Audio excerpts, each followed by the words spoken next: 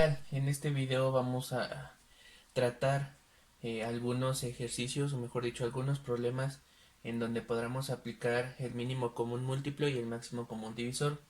En videos anteriores ya hemos visto el procedimiento corto y largo para realizar cada uno de ellos, pero ahora vamos a tratarlo de aplicar en algún momento. Dice el primer problema: en México las elecciones presidenciales son cada 6 años, en El Salvador cada 5 años y en Estados Unidos cada 4 años. En el 2024 los tres países coincidirán. ¿En qué otro año volverán a coincidir? Aquí la clave, como lo habíamos dicho en otros videos, es identificar cuáles son las palabras que nos van a permitir identificar si vamos a poder ocupar mínimo común múltiplo o máximo común divisor.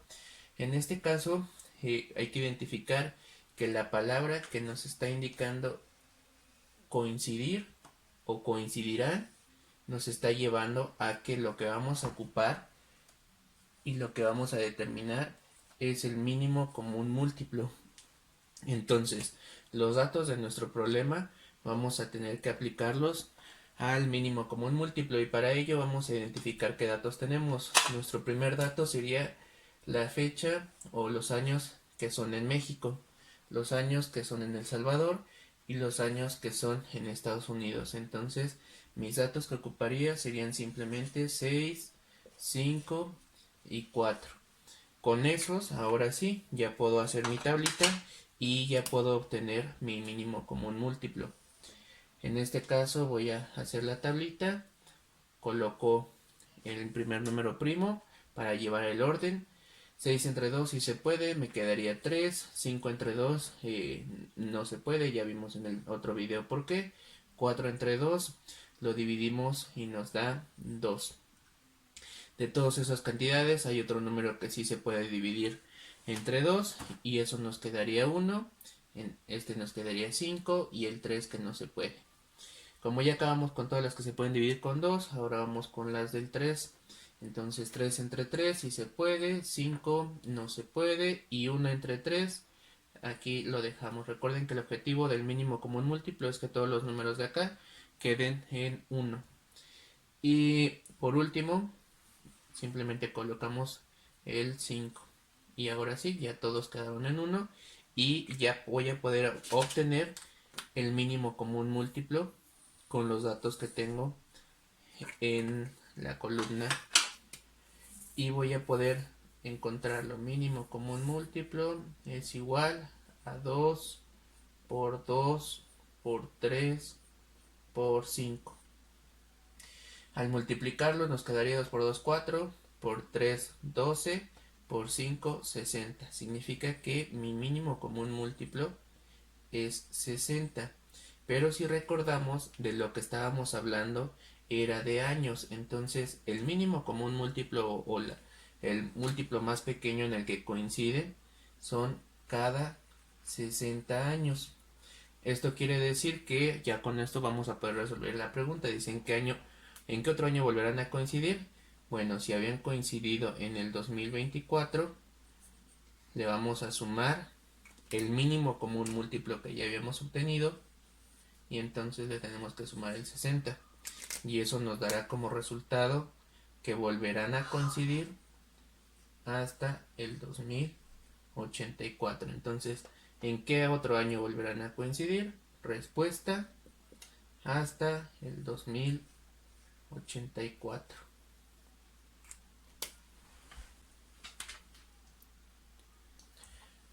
Un segundo problema dice: en una embotelladora hay tres depósitos, uno de 250 litros, otro de 360 litros y uno más de 540 litros. Se tiene que envasar un cierto número de garrafas iguales. ¿Cuál es la capacidad máxima de las garrafas que en ellas se pueda envasar el producto? Aquí repito, para identificar qué procedimiento se necesita, si es mínimo común múltiplo o máximo común divisor, hay que identificar ciertas palabras clave que nos lleven a ello. En el caso de mínimo común múltiplo hay que buscar todas las palabras que sean sinónimos o que estén directamente plasmadas con coincidir. En el caso de este problema, lo que podemos observar es que hay una palabra que dice capacidad máxima Y con eso nos vamos a enfocar en que el procedimiento que vamos a calcular ahora es el máximo común divisor. Y entonces los datos de nuestro problema nos van a servir para resolverlo utilizando máximo común divisor. Tendríamos 250, 360 y 540. Entonces voy a acomodar mis datos. 250, 360 y 540.